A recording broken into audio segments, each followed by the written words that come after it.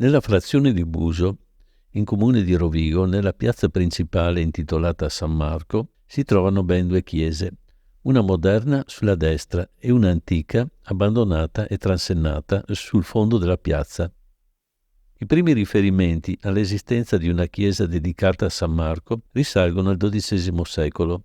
In una visita pastorale del 1604 si fece una prima descrizione della chiesa di Buso.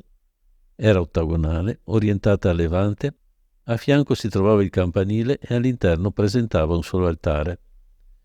Nel 1730 il rettore Don Carlo Astolfi iniziò la ricostruzione dell'edificio sacro, mantenendo la planimetria ottagonale del precedente. I lavori procedettero molto lentamente, forse per le limitate risorse economiche a disposizione. Terminarono nel 1761 con il completamento del campanile. Nella visita vescovile del 1816 la nuova chiesa non risultava ancora consacrata ed aveva 3 altari, il maggiore, quello del Santissimo e quello della Madonna del Rosario. La consacrazione fu effettuata solo nel 1921. Nel 1960, però, venne dichiarata l'inagibilità della struttura.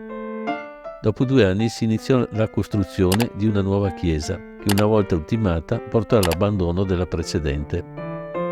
Da allora si è anche manifestata la proposta di abbattere il vecchio edificio.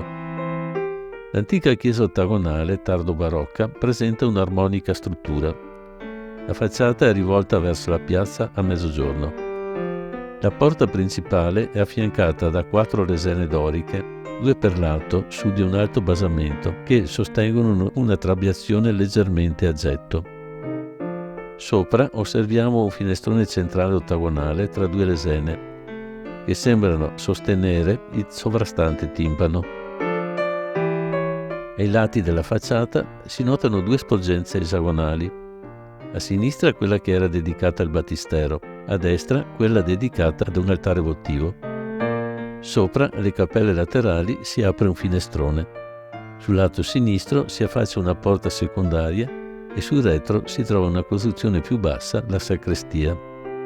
Il tetto era a capanna, ma attualmente è crollato.